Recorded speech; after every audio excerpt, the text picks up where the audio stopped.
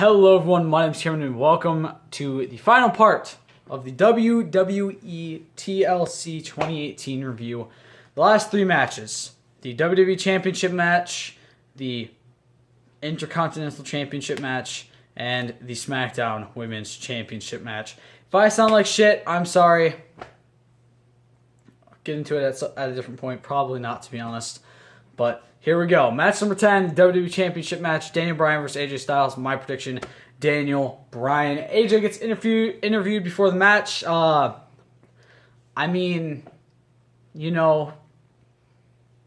Bryan may be WWE Champion, but he hasn't been cover star of a video game like AJ has. Actually, I think AJ is the first person to accomplish a certain feat. I think technically. No. I think technically Kurt beat him to it. But I think Kurt and AJ are the only two people to be on the cover of both a TNA video game and a WWE video game. Let me look at this. I'm going to look this stat up really quick. I'm pretty sure they're the only two who have ever been on the cover of both, but I want to make sure. Okay, so looking at the TNA Impact video game, there is 5 superstars. Yeah, 5 superstars on it. Those superstars being Sting, Kurt Angle, Samoa Joe, AJ Styles, and I believe Booker T is getting the elbow from Styles right now. I know for a fact that Kurt has been on a WWE video game. Sting has never been on the cover. AJ, obviously, the cover athlete of 2K19. Booker T, maybe?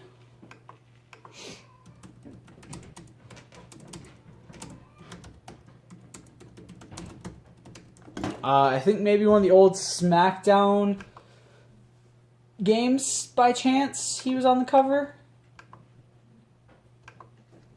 I believe. Give me another second. Okay, Kurt confirmed. First superstar to ever do it, having been on SmackDown, Just Bring It, as well as TNA Impact, the video game. AJ, I'm thinking, is either the second or third person to do it. So let's go to Shut Your Mouth.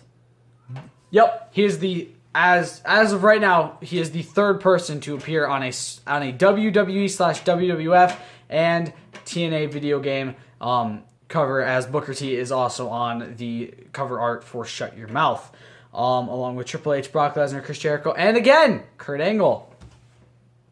And TNA has only had, from what I know of, the singular video game. Obviously, if Samoa Joe is on the cover next year, then, yeah. I could just look. I don't even have to go to the game. Vince McMahon, Batista and John Cena, Triple H mainly, the rest of Rey Mysterio, John Cena,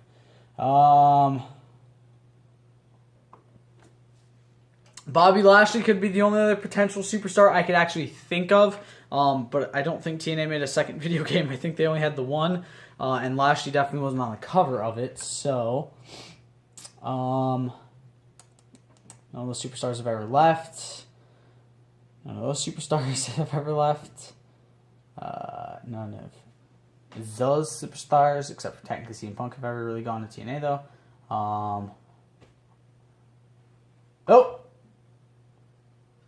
Never mind. Technically, yes, Daniel Bryan has been on the cover of a video game. However, 2K14's actual cover art was not Daniel Bryan. It was The Rock and the Phenom Collector's Edition released with The Undertaker's TX logo on the cover. However, there was an alternate cover art that featured Daniel Bryan, which is also included in all copies of the retail version of the game. However, I'm only counting the official cover. I'm not counting any alternate covers, Collector's Edition covers, or covers that were released in other countries. These mean the actual cover art. That's it. So The Rock was the cover artist. So AJ Styles technically has done something Daniel Bryan has not done. Brock Lesnar, Seth Rollins, and yeah, AJ Styles. So yeah, AJ, Kurt Angle, and Booker T. The only 3 men in history so far to have appeared on the cover of a TNA video game and a WWE video game. I'm still holding out for Sting and Samoa Joe to main the cover next year. No, I'm kidding, guys. That would be kind of cool if Sting could make it on the cover. Honestly, I could have seen him getting one a few years ago, but whatever now. All right. Sorry, I'm so distracted. Let me just really quick say, at this point in the pay-per-view, I have no chance of going negative. Actually, about 2 matches ago, I had no chance of still going negative. As soon as I got my 7th win at the match before the last one, before the Ronda Nia fight, I had no way of going negative. I was going positive no matter what. However, this is, in the history of me doing pay-per-view predictions and reviews on this channel, the best pay-per-view I have ever predicted. I have not gone this positive. To be fair, there's never been this many matches on the card. I don't think most of the Mania cards have had this many matches. But I've never gone this positive on a match, or on a match card in my life. This is the most positive it's ever been. This is the best I've ever done on a card. So, I feel very proud of myself. And also at this point, I officially cannot break even either, which is really cool. I guess Daniel had the leather replaced, or he's going to be replacing it, which is a tip that I've seen a lot of WWE Universe people say, which I think is kind of funny, because it's like, he's not really doing it. I guarantee you the belt's still made out of leather, and they're just saying he's changing it, because why not?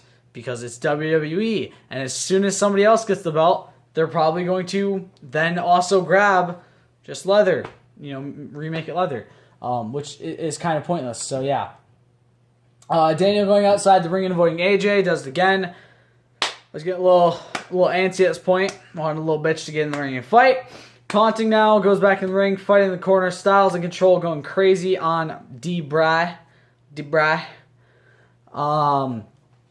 Daniel goes for the leg, but gets sent down by AJ. Attacks in the corner by AJ. Daniel getting momentum, but gets caught with a dropkick, and then gets sent over the ropes to the outside. AJ goes for the forearm, but gets caught in the ribs by a kick, and gets thrown in the barricade. He starts attacking him in the corner with some kicks. Attacks the leg and the ribs some more. Starts taunting him, attacking him more. The ribs, the face, and the legs are his focus. Mostly the ribs, though. AJ's ribs were the big focus of this match. It's good to not see a match with AJ Styles be focused on his dick. Just saying, WWE. Do you have a problem with AJ Styles' dick? Bow and arrow in on AJ, but he gets the rope. Daniel attacks him hard in the corner with some chops. Lots of woos to be heard from the crowd. I love doing that, if you guys haven't realized. Chops to Daniel. Bryan fights out, gets AJ in the Tree of Woe, attacks the face some more. Bryan attacking him more in the corner. Kicks, uppercuts. Styles is in a very, very bad way at this point. Kicks him out of the ring with the yes kicks. AJ avoids the punch and attacks him in the corner, but the midsection attacks again. Roll-ups from both. AJ gets set into the turnbuckle. Corner drop kicks by Daniel. AJ avoids the third and bursts out with a clothesline. Ref begins the count. Both men get up at 8 before they get counted in as cannot continue to compete, and it gets to a draw, which, let's be honest, is one of the shittiest finishes in a championship match. AJ going fast and furious on Daniel, attacks in the corner with stomps. Big clothesline by AJ followed by a 2 count. He's getting frustrated and emotional like he always does, attacking with the same stomps Daniel did back when he won the championship, when he just stomped AJ's face in the ground. It's fucking brutal. Sets up for the Styles Clash, but Danielson rolls out. Styles heading out and slams Daniel in the post 2 times, attacking him outside the ring and throws him back into the ring. Daniel starts begging for mercy. No, it's a trap. Akbar? If you guys don't know what I'm talking about, it's a Star Wars reference to It's a Trap. I'm not very good at the voice, but I love that. That's one of my favorite scenes in cinema history, for those of you who don't know. Caught into a neck breaker, or as Corey likes to call it, the Ushigoroshi. I love the way. If you guys haven't watched me do that neck breaker on the $1 Million Challenge Tower, go watch the way Corey calls it, because him saying Ushigoroshi is just the most hilarious thing ever, because it's what the move's actually called, but it's awesome to not be just heard it get called a fireman's carry neck breaker and have him call out with passion Ushigoroshi every time it gets hit. Little sneaky fucker. Suplex gets reversed by Daniel, caught with an uppercut, moonsault into a reverse DDT, gets reversed. I know, right? And Daniel starts to knee him in the face. In the face. His beautiful, beautiful southern face. That was a weird thing to say. I just realized my hair is getting like AJ Styles levels of long.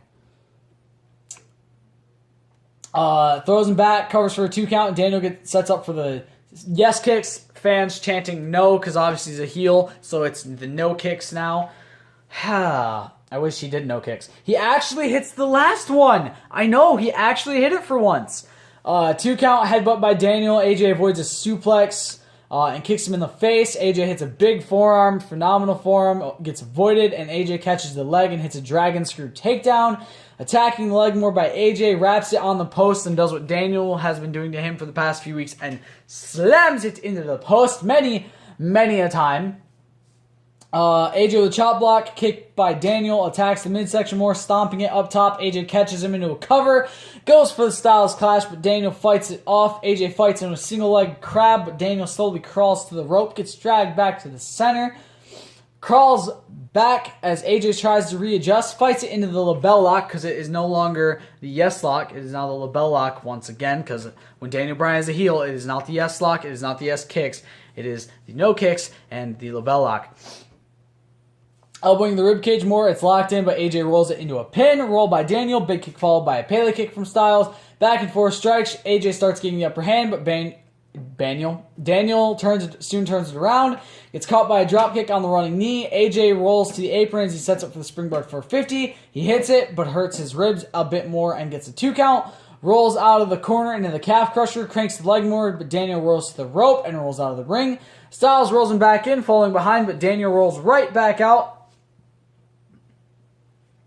playing possum and hits him before throwing him into the timekeeper's area. AJ stays on his feet. Forearm smash, Phenomenal forearm off the barricade. AJ sets up for another on the apron. Almost hits the referee again. Running knee gets avoided, and AJ rolls him up. Daniel turns around. Danielson wins 9-1 on predictions, 15 out of 10. The match was fantastic. The finish was what kind of... I could have put this as a 20. Honestly, I would have had it not been for the roll-up finish. It was an action-packed match. All in all, it was action-packed, and it had a lot of big spots. But I really would have enjoyed it to have a better, more definitive finish. The actual running knee being hit, the label lock finishing AJ off. Hell, even AJ getting counted out wouldn't be the worst thing to me. But the roll-up really kind of put the match off on me for the ending. But all in all, great match. On to Ronda and Natty are talking backstage. Charlie comes up to her, says, "Payback's a bitch, and she's the baddest one on the planet, and she has her sights set on Charlotte." I guess she also kind of had she said, "I'm writing the next chapter in the me and Charlotte's story." Ronda, you do realize if you go into a triple threat against Charlotte and Becky at Mania, or anywhere for that matter, it doesn't matter what pay-per-view, but Charlotte was told before TLC that she is most likely main eventing Mania. That is the running thing right now, is that Charlotte will main event Mania. And the running prediction is it's going to be a triple threat with Charlotte, Becky, and Ronda. You do realize if you go into a triple threat against Charlotte and Becky, no matter how much you think you're going to be writing the next chapter, it's going to be tea time for them. And the real 4 horsewomen are going to get a victory. I think, honestly, if Ronda does go into a triple threat match against Becky and Charlotte, she's fucked. It will be where her undefeated streak ends. Hopefully. I'm saying that now. Hopefully, it's where her undefeated streak ends. Again, Charlotte ending undefeated streaks at Mania. She's like Brock Lesnar. Oh, God. All right, next, the Intercontinental Championship. I just realized I didn't even put the match number for this one. I just put... shit. All right, let me fix this. There we go. I'm sorry. It was going to bug my OCD all the way. Honestly, I can't wait for the next Shield reunion. Because the first Seth and Dean feud we've seen, it was awkward to think about for them. Seth curb stomped him onto some cinder blocks. But this one... oh boy, it's a whole different level of awkward. He burned the fucking vest, you guys. He turned his back on the Shield with... I'm still emotional, okay? Dean's new attire is very dignified. Honestly, outside the Shield, in WWE terms, I'm saying, I think this is the best gimmick he's done. The air raid siren at the start of the song is also a very nice touch, and throughout the song is also a very nice touch. I like it. It's cool. It fits. However, there's a lot of people who are probably going to hate this gimmick. I guarantee there's a lot of people who hate this gimmick. But I think it's awesome. Yeah, I think it's awesome. When he's a badass heel, he's fucking jacked. Yeah, it fits. Pretty sure if that Seth does lose, he's going for the Universal Championship. And if he does win it, it means we get the beauty of him spinning the championship. So if you guys don't know what I'm talking about, go back to Mania... Was it 31? Yeah, 31. Because I'm pretty sure it was the year after Daniel. Yeah, Daniel won at 30. The year after, Seth cashed in his Money in the Bank and beat Brock Lesnar. And, well, mostly beat Roman Reigns, but technically also beat Brock Lesnar at Mania for the WWE Championship. And we got the coolest victory motion of all time. Him grabbing one strap of the championship and spinning it over his head. When he won the Intercontinental Championship at Mania this year, he did the exact same thing. Which, if he wins a championship and doesn't do it, it doesn't count. Okay? It doesn't. So, if Seth is to win the Universal Championship, it means at the grandest stage of them all, for the third time with 3 different championships, we get to see Seth Rollins fucking spin it like crazy. And then all we need him to do is lose it, go up to a United States Championship match, which I know he's already won at Mania, and then do it there, and then he's done it with 4 championships. And then he's got to win the tag belts at Mania and do it. I'm getting off track, but you get my point. Seth Rollins spinning championships is one of the best things in wrestling. Don't even at me, bro. Oh, man. I'm sorry. I love the spinning championship thing. It's awesome. They stare each other down. Cole intervenes, trying to stop Corey from continuing to ask Renee about her personal life, specifically with Dean. I mean Seth. I think he's trying to insinuate that she's Seth on the side. I hope that wasn't caught in the video, because if it was, fuck, I might get this video taken down.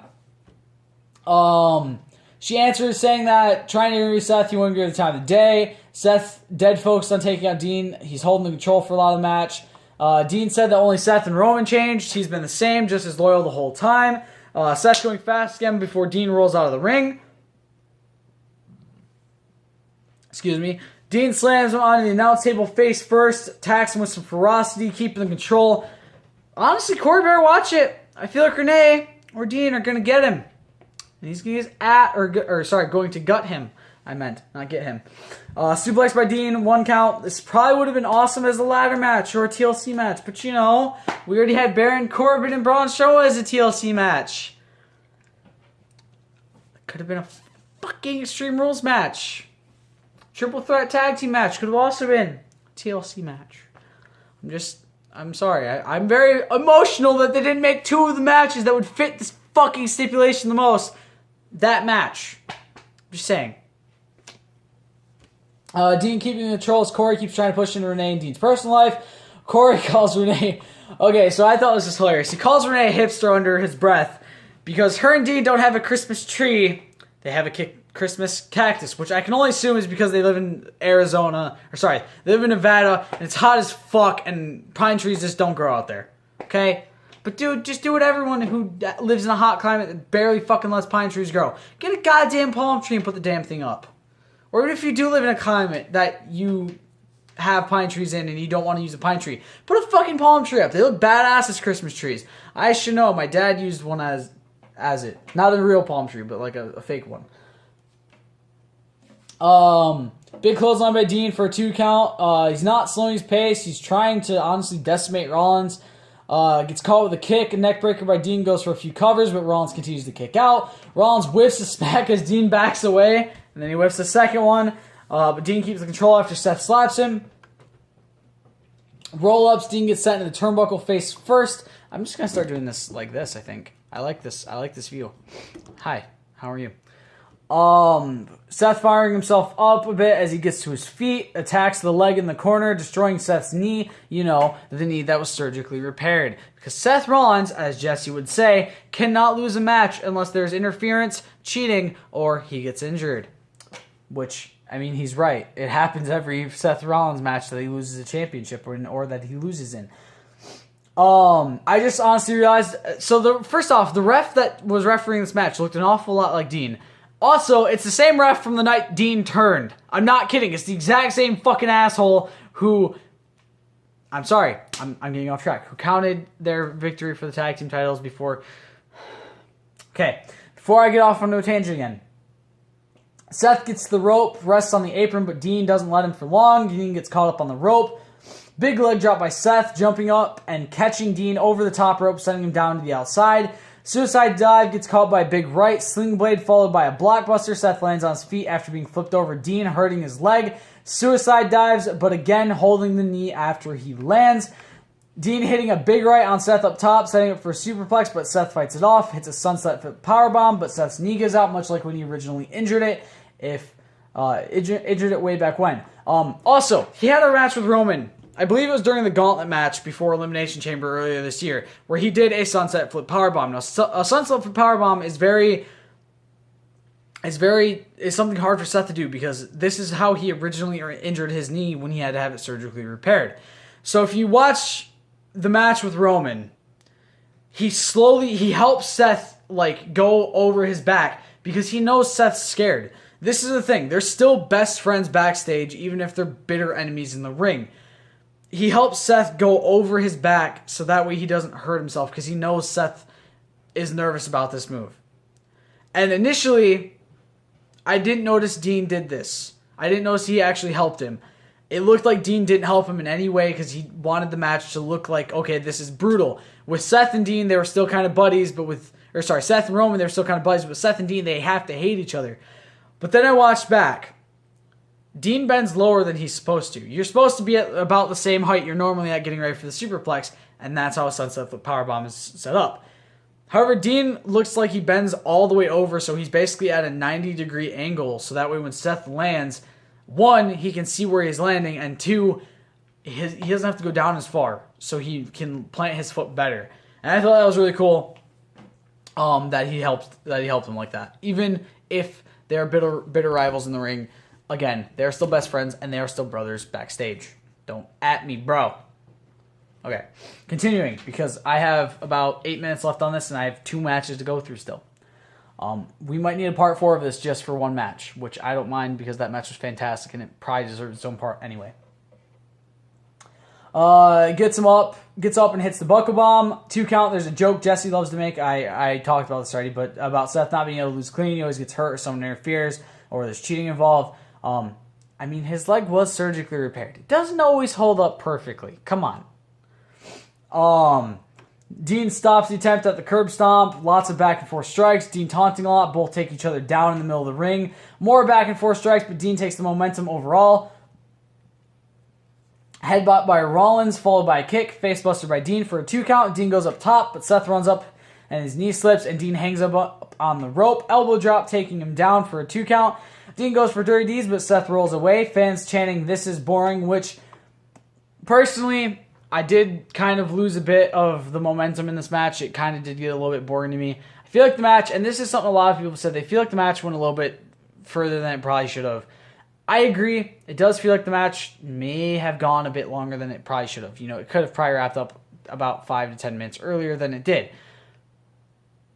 But honestly, I did enjoy the match. I still enjoyed it. It was still a badass match, just saying. Dean mocks Seth, goes for the curb stomp, but gets caught with an enziguri, followed by the ripcord knee. Dean kicks out. Lots of fans seem upset, while lots seem to still be enjoying it. Frog splash on the knees. 2 count roll up by Dean. Dirty Deeds again avoided. Dean kicks him in the face and climbs up. Superflex Falcon Arrow combo for a 2 count. Rollins with a hard right to Dean, taunting him. Another hard right as Dean seems to be begging for him to stop. Super kick gets set up, but Dean stands up and puts his fist out. Seth looks at his, but instead he hits him with another right. Big kick tackles him down. Pretty sure F-bombs were thrown at this point because they did the thing where the commentary and stuff and the voices just kind of cut out, the audio cut out for a few seconds. Rollins has lost it, sets up for the barricade bomb, hits it, and sits in the ring as Dean is still outside. Seth goes out at about 8 and brings Dean back inside, tells him this is for all. This is for all of us and for Roman Reigns, you piece of shit, before he slaps him. Starts a set for the curb stomp, gets reversed into a dirty deeds. Dean wins, 10-1 on predictions, 12 out of 10. That match was honestly amazing. Again, I feel like it may have gone slightly longer than it probably should have. Just saying. You know, I don't think the momentum was there fully for it to go as long as it did. But the finish, the emotion, honestly, I'll say it time and time again. If you're in a tag team with someone, you're great friends, but you're better enemies. You need proof of that? Look at Dean and Seth. Look at Dean and Roman. Look at Seth and Roman. Look at Shawn Michaels and any tag team partner he's ever had. Look at Edge and I think Randy Orton were feuding at one point. Look at all of Evolution and Triple H, except for Batista, because Triple H has done everything in this business except for beat Batista. But yeah, tag teams breaking up, it's always beautiful because you get to see these massively awesome feuds from two people who know each other so well, or sometimes three people who know each other so well, or sometimes four people who know each other so well. And it's awesome. And yeah, I loved it. Seth or Dean held the title in a really weird way. I swear to God, if they do a Ciampa-esque sort of refusal to let the, no, it's mine. Don't touch it. You can't touch it. No, I don't want you to have it. Like refusal to let go of the championship and not hand it to the. Please don't. Okay, Ciampa. It works for Ciampa because Ciampa literally looks like the deranged lunatic who fits that persona of this is mine. Don't you fucking touch it, or I'll bite your goddamn face off.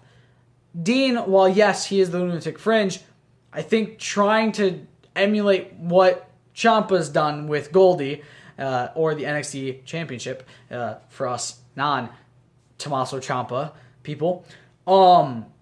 If they decide to do that, I feel like it's really gonna undermine his championship because it's just gonna be like, okay, so you guys are what? Trying to set up for a Ciampa-Ambrose feud or something?